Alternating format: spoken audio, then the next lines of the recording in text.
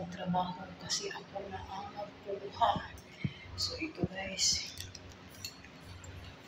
nabatay ng mga susi. So dagdag trabaho ko na to guys dun sa post office.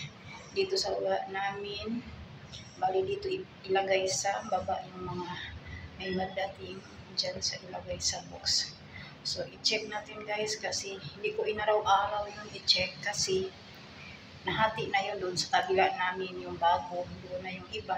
Dito meron pero hindi araw-araw meron. Pero ang ginagawa ko, once a week na lang ako magpunta dito i-check guys, magkuha. Kasi hindi naman ito araw-araw meron. So ngayon, ako'y magkuha. Bababa na ako sa hagdan. So ako'y aakyat dito sa first floor ng post office guys kasi nandito yung ano namin box sa first floor. Ayan. Ito siya guys. Grabe ang init guys. Uy, sira pa ang mukha natin. Lalong sumira guys sa sobrang init. Yung sulat.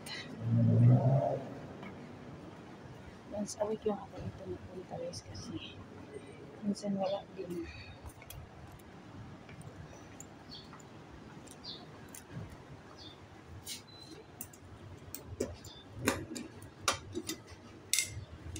So meron tayong nakuha dito guys. Ayan.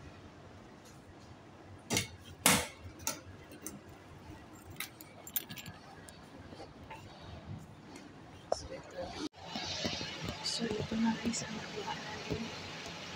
Then sa next na yan. So tapos na tayo. Nandito na yung mga kinuha ko guys. Hindi ako nagadala ng bag. Yung paglagyan. Hindi naman din marami.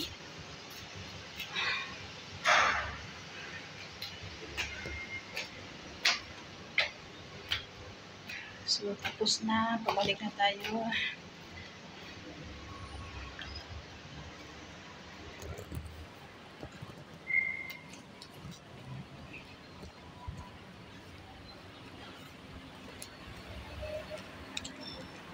Okay guys.